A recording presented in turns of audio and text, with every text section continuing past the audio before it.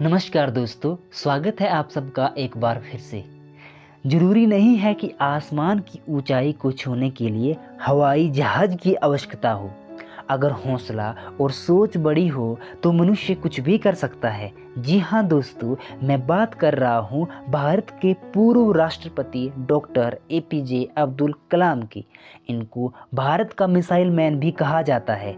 इनका जन्म 15 अक्टूबर 1931 को धनुषकोडी गांव रामेश्वर तमिलनाडु में हुआ। ये बहुत गरीब परिवार से संबंध रखते थे। इनके 10 भाई बहन थे। अपने 10 भाई बहन में ये सबसे छोटे थे। मुश्किल से 2 वक्त की रोटी भी इनको नसीब नहीं होती थी। अपने परिवार की बुरी तथा दयनीय स्थिति को देखते हुए अब्दुल कलाम हर सुबह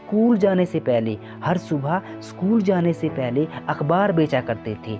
इनके घर से 10 मिनट की पैदल दूरी पर रामेश्वर का प्रसिद्ध शिव मंदिर था। वे प्रत्येक दिन नमाज पढ़ने के बाद मंदिर भी जाया करते थे। मंदिर के पुजारी लक्ष्मण शास्त्री कलाम के पिता के बहुत अच्छे मित्र थे और वे कलाम को सत्य की राह पर चलने के उपदेश देते थे। कलाम के विज्ञान के शिक्षक सुब्रमण्यम अय्यर थे। वो कलाम से बहुत ज़्यादा प्यार करते थे। वो कलाम से सदा कहा करते थे, मैं तुम्हें ऐसा बनाना चाहता हूँ कि देश विदेश में तुम्हारा नाम हो। कलाम रामेश्वर में समुद्र तट के किनारे बैठकर उड़ती हुई चिड़िया और हवाई जहाज को उड़ते हुए देखकर खुद को उड़ने की चाह उसमें उत्पन्न हो जाती थी। अब्दुल कलाम पायलट बनना चाहते थे। जब उन्होंने पायलट की परीक्षा दी तो एक रैंक कम होने के कारण वह उससे बाहर हो जाते हैं और काफ़ी ज़्यादा निराश हो जाते हैं। पायलट की परीक्षा के परिणामों से कलाम के सारे सपने टूट जाते हैं। तब उनको ऋषिकेश में स्वामी शिवानंद मिले और उन्होंने कहा कि कलाम, तुम नियति को स्वीकार करो। नियति तुम्हें कुछ और बनाना चाहती है। जाओ फिर से नई मंजिल की खोज करो। अब अब्दुल कलाम DRDO रक्षा विभाग में चले जाते हैं और वहां से उनका सिलेक्शन इसरो में हो जाता है। उस समय कलाम विक्रम साराभाई से पहली बार मिलते हैं और उससे बहुत ज़्यादा प्रभावित होते हैं। जब वे इसरो में देश के विकास के लिए सैटेलाइट, उपग्रह, मिसाइलें, हवाई जहाज व अन्य तकनीकों का निर्माण करते थे और अन्य तकनीकों का प्रशिक्षण कर रहे थे, तकनीकों का निर्माण कर रहे थे, तब उनके पिता का देहांत हो जाता है और वह अपनी माँ से भी उसी समय मिल पाते हैं। वापस आकर फिर देश के विकास के लिए कार्यों में वो व्यस्त हो जाते हैं। तब कार्य करते करते उनको खबर मिलती है कि आपकी माँ का देहांत हो गया है। तो वे अंदर से पूरी तरीके से टूट जाते हैं।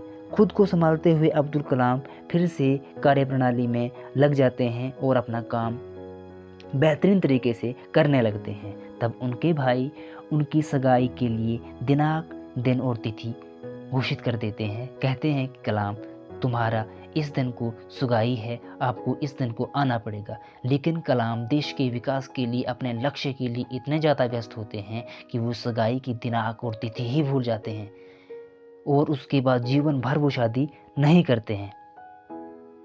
अब्दुल कलाम वर्ष 1979 में पूरे 19 साल की मेहनत में वो एक SLV रॉकेट बनाते हैं और वो रॉकेट फेल हो जाता है। अब पूरे देश में उनकी आलोचना होने लगती है क्योंकि इस रॉकेट के लिए करोड़ों रुपए खर्च होते हैं भारत सरकार के और लोग उनकी बहुत ही ज़्यादा आलोचना करने लगते हैं कि इतने करोड़ों रुपए क्यों खर्च किए गए। कलाम के जीवन में काफ़ी खुशियाँ आई, काफ़ी दुख आए और कभी कभी मुसीबतों के बादल भी मंडराए। फिर भी वो अपने कर्म पथ पर डगमगाए नहीं। ऊंचाई के सपनों को छूने के लिए उन्होंने कठोर परिश्रम किया। बाधाओं के रूप में आई असफलताओं को ईश्वर की आज्ञा मानकर आगे बढ़ते रहे। जब भी अब्दुल कलाम ज़्यादा समस्या या उलझन में होते थे तो उनके कानों में हमेशा उस समय अपने पिता के उपदेश गूंजा करते थे, कलाम बेटा, ईश्वर उसी की सहायता करते हैं जो कर्म और कर्तव्य राह से भटकता नहीं है। 18 जुलाई 1980 को रोहिणी रॉकेट का प्रशिक्षण करते हैं और वह सफल हो जाता है। अब भारत चुनिंदा देशों में से एक हो जाता है जिसका अपना अंतरिक्ष में सैटेलाइट हो जाता है। यह रॉकेट पृथ्वी के चारों ओर परिक्रमा करते हुए वातावरण के विषय में सूचनाएं देने का कार्य करता है। इसके अलावा इन्होंने भारत के लिए पृथ्वी, त्रिशूल, आकाश, नाग, अग्नि जैसी मिसाइलों का निर्माण किया। वर्ष 2002 में एनडीए की सरकार ने इनको भारत का 11वां राष्ट्रपति बनाया। 26 मई 2005 को वह स्विट्ज़रलैंड जाते हैं और वहां के लौटने के बाद स्विट्ज़रलैंड की सरकार उनकी याद में 26 मई को साइंस डे घोषित करती है। भारत के प्रतिष्ठित सम्मान जैसे भारत रत्न, पद्मश्री, पद्म विभूषण के साथ उनको सम्मानित किया जाता है।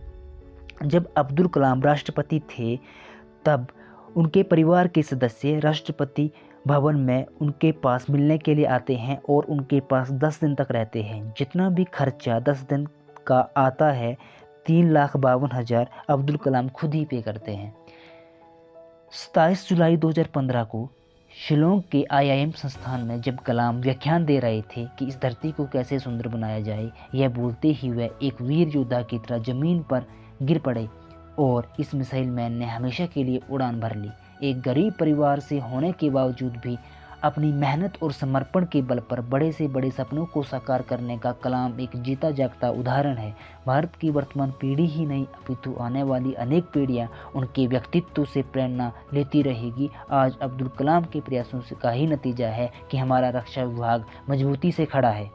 अब्दुल कलाम कहा करते थे कि खुदा ने ये वादा नहीं किया कि आकाश सदा नीला रहेगा, जीवन भर हमारी राहों में फूल बिछे रहेंगे, वर्षा नहीं होगी, सूर्य सदा चमकता रहेगा, दुख रहित आनंद मिलता रहेगा, पीड़ा रहित शांति होगी। अब्दुल कलाम कहा करते थे जीवन में कठिनाइयाँ हमें बर्बाद करने नहीं आती है बल्कि हमारी छुपी हुई समर्थ्य शक्तियों को बाहर निकालने में मदद करती है। कठिनाइयों को ये जान लेने दो कि आप उससे भी ज़्यादा कठिन हो। वीडियो के अंत तक साथ देने के लिए आप सभी का हृदय की गहराइयों के साथ धन्यवाद।